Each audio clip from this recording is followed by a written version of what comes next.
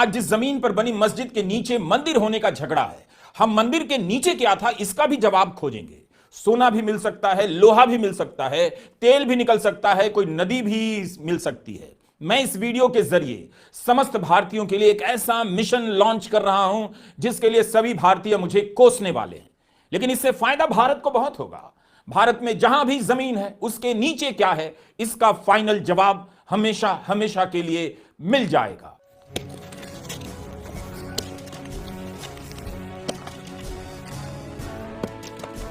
इस योजना का नाम है भारत खोदो योजना।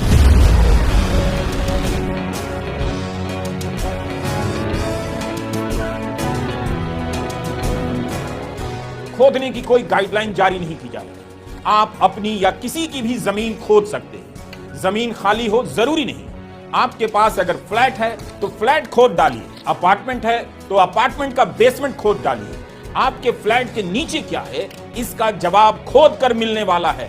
लिफ्ट का इस्तेमाल मत कीजिए। भारत का बच्चा बच्चा भारत की हर जमीन को 1 साल के भीतर खोद डालेगा और बाकायदा प्रमाणित किया जाएगा कि पता चल गया है कि इस जमीन के नीचे क्या है। हमें परिणाम की चिंता नहीं करनी है, बस खोदते जाना है। दे कुदाल दे कुदाल दे कुदाल, सुबह शाम खोदना है और खोदने के बाद कुछ नहीं मिले तो निराश नहीं होना है। उस गड्ढे को वापस भर देना है। किसी दूसरे के कान में कह देना है कि जो हमने खोदा था उसके नीचे क्या है, अब तुम भी खोदो, कुछ ना कुछ मिलेगा। एक ही गड्ढे को बार बार खोदा जा सकता है। किसकी किस्मत से क्या निकल जाए कौन जानता है।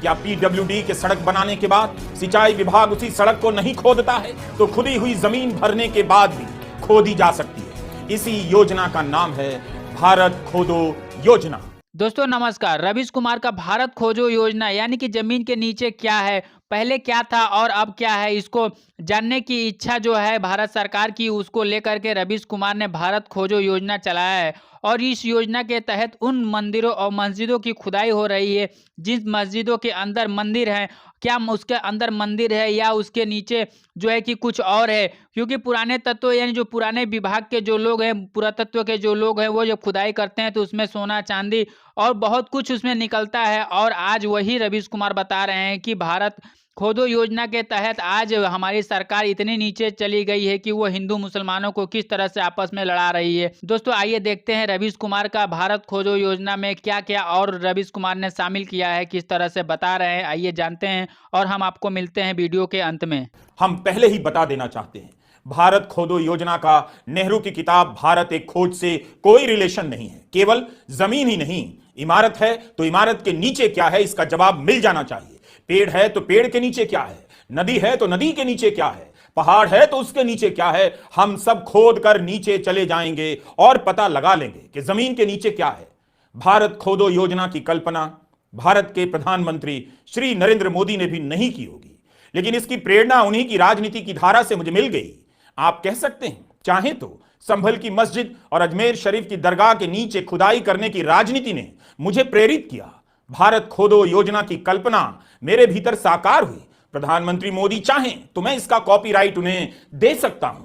वे इसी योजना को प्रधानमंत्री भारत खोदो योजना के नाम से लॉन्च कर सकते हैं। भारत खोदो योजना के तहत आप जहां भी हैं उसके नीचे क्या है यह पता लगाने के लिए खुदाई कर सकते हैं। इसके लिए आपको सर्वे के लिए कोर्ट जाने की जरूरत नहीं होगी। भारत खोदो योजना के तहत हर नागरिक के पास कुछ जरूरी उपकरण होने चाहिए। यह सूचना हाउसिंग सोसाइटी के अंकल और आंटियों के लिए है जो खुदाई के समर्थन में लगे तो हैं मगर खुदाई कैसे की जाती है नहीं जानते हैं। तो उन सभी को अमेज़न की वेबसाइट पर जाना चाहिए। किस्म किस्म के फावड़े हैं जिन्हें आप कुदाल और बेलचा कहते हैं। आपने अंग्रेजी में मुहावरा सुना होगा, कॉल अ स्पेड स्पेड मतलब कुदाल। Do you get my point? इनमें से कोई 650 रुपए का, कोई 1250 का, कोई 1500 रुपए का कुदाल है। अमेज़न पर सब मिल जाएगा। कुदाल का एक ब्रांड है किसान क्रांति कुदाल, 5 खरीदने पर 1 फ्री दे रहा है, जिसे आप उस व्यक्ति को दान कर सकते हैं जो कुदाल ना होने के कारण खोद नहीं रहा होगा।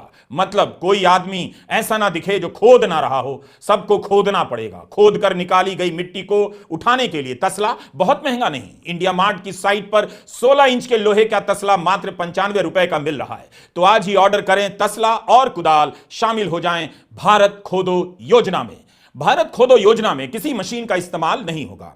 हाथ से काम होगा, तभी इसे मनरेगा से जोड़ा जा सकेगा। जैसे ही भारत खोदो योजना शुरू होगी, सभी को काम मिलने लगेगा और हम खुदाई का ऐसा राष्ट्रीय अभियान शुरू कर पाएंगे कि 1 साल के बाद हम इसी सरजमीन के हर जर्रे जर्रे के नीचे क्या है पता कर लेंगे। भारत खोदो योजना का मंत्र हमने लिया है कैफी आजमी के शेर से। 1969 में अहमदाबाद के दंगों के बाद कैफी साहब ने लिखा था, बेलचे लाओ खोलो जमीन की तहें, मैं कहां दफन हूं कुछ पता तो चले। तो कुदाल और तसला हो गया, योजना का मंत्र भी हो गया। अब एक ही काम बच गया है भारत खोदो योजना के लोगों का। तो यह काम हम भारत सरकार पर छोड़ देते हैं। आप जहां भी हैं उसके नीचे क्या है पता करने के लिए खोदना चालू कर दीजिए, कुछ ना कुछ निकलेगा। यह यकीन हर नागरिक में होना चाहिए, उसका खोदना व्यर्थ नहीं जाएगा। कितना मजा आएगा जब सारे लोग खोदने में लग जाएंगे, कितना कुछ मिलने लग जाएगा। गोदी मीडिया पर ब्रेकिंग न्यूज चलने लग जाएगा, यहां यह मिल गया वहां यह मिल रहा है। नीचे से मिलने की खबरों से भारत भर जाएगा। जो भी नीचे दबा होगा ऊपर आ जाएगा। मस्जिद के नीचे क्या है सवाल सिर्फ इतना ही नहीं है, जो भी जमीन है उसके नीचे क्या है सवाल उसका भी है। क्या पता कोई मस्जिद भी जमीन के नीचे धंस गई हो और उस मस्जिद के नीचे भी कुछ और धंसा हो। तो हम सभी को खोदते रहना है। अगर कोई निराश है तो मैं उसका हौसला बढ़ाना चाहता हूं, इन तस्वीरों को दिखाना चाहता हूं। रूस ने इस जगह पर 19 साल गड्ढे खोदे, अब यहां कोई नहीं जाता। लेकिन तब रूस और अमेरिका के बीच होड़ मची कि कौन कितना गहरा गड्ढा खोद सकता है। रूस की योजना का नाम था डीप ड्रिलिंग रेस और अमेरिका की योजना का नाम था प्रोजेक्ट मोहोल। रूस ने अपनी ही जमीन पर 1970 से खोदना शुरू किया, 1989 तक खोदता चला गया। 40,000 फीट का गड्ढा खोद डाला। इस गड्ढे का डायमीटर 9 इंच था। रूस ने तो माउंट एवरेस्ट और फूजी दोनों की ऊंचाई के बराबर का गड्ढा खोद दिया। तो हम भारतीय उस वक्त क्या कर रहे थे? अमेरिका ने 8 साल खोदा, रूस ने 19 साल। क्या हम बाकी बचे 2047 तक नहीं खोद सकते?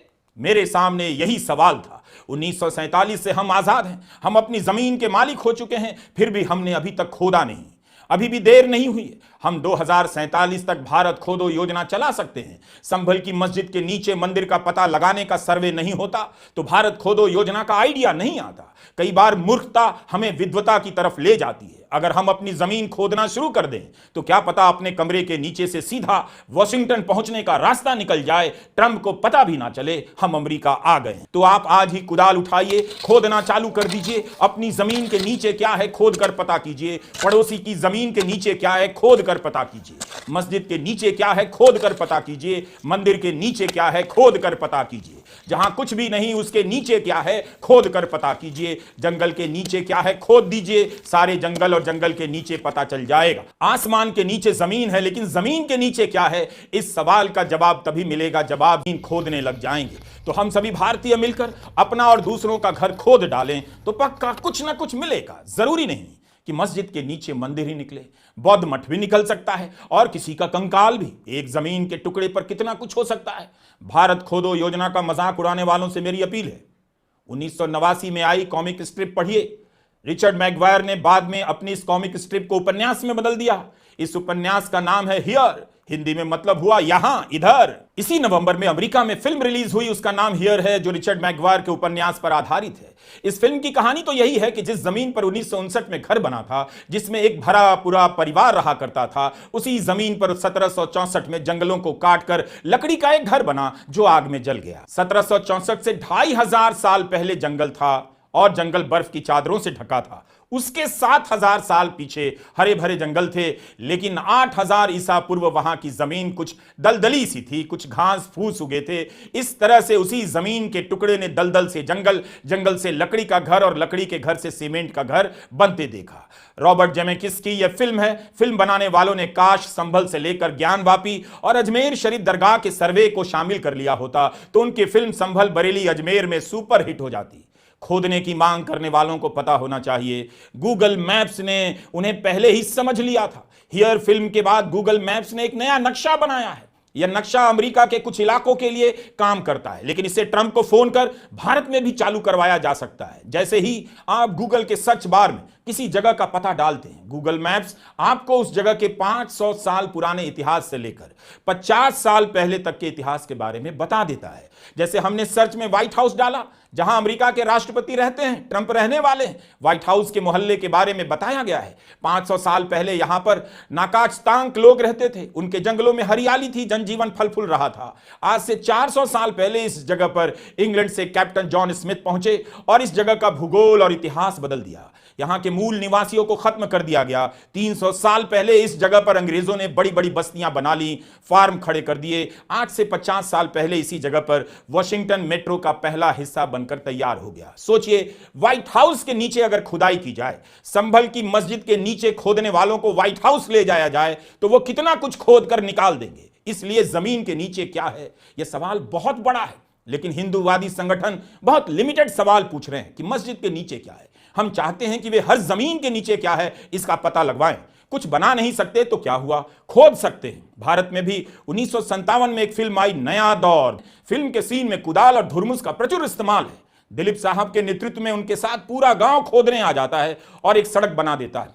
गाना था, साथ ही हाथ बढ़ाना, एक अकेला टायर्ड हो जाएगा, यूनाइटेड होकर हाथ बढ़ाना। तो भारतीय परंपरा में खोदना कोई वर्जित काम नहीं, खोदना राष्ट्र निर्माण का काम है। कभी राष्ट्र निर्माण का मतलब था जमीन खोदकर तालाब बनाना, IIT बनाना, सड़कें बनाना। आज राष्ट्र निर्माण का मतलब उल्टा हो चुका है। जो इमारत बन चुकी है उसे खोद कर पता करना उसके नीचे क्या बना था। मतलब आज आप जिस किसी भी जमीन के टुकड़े पर हैं, उस जगह पर कभी जंगल होगा, कभी नदी बहती होगी। समय के साथ साथ उस जमीन पर कई परतें जमती गईं, क्या क्या दब गया कौन जानता। इसलिए कुछ तो निकलेगा अगर हम भारत खोदो योजना को हाथों हाथ अपना लें। थोड़े दिनों के बाद चारों तरफ की जमीन नीचे तक खुद ही मिलेगी। इस धरती पर इंसान 60 लाख साल पहले आया। कितने जानवर आए, कितने जीव जंतु आए और मिट गए, उनके नामो निशान वो सब कहां गए पता नहीं। उनके अवशेष जमीन के कितने नीचे धंसे हैं, इसकी खोज जारी रहती है। इसलिए मेरा कहना है, हमें खोदना चाहिए। खोदने से कुछ ना कुछ मिलेगा। मंदिर मिल जाए ठीक है, लेकिन बोनस में चांदी मिल जाए, डायनासोर के दांत मिल जाए, अंडा मिल जाए, क्या बुरा है। क्या पता तेल का कुआं मिल जाए। अगर आपके भीतर खोदने को लेकर इतना जोश है तो भारत खोदो योजना से जुड़िए।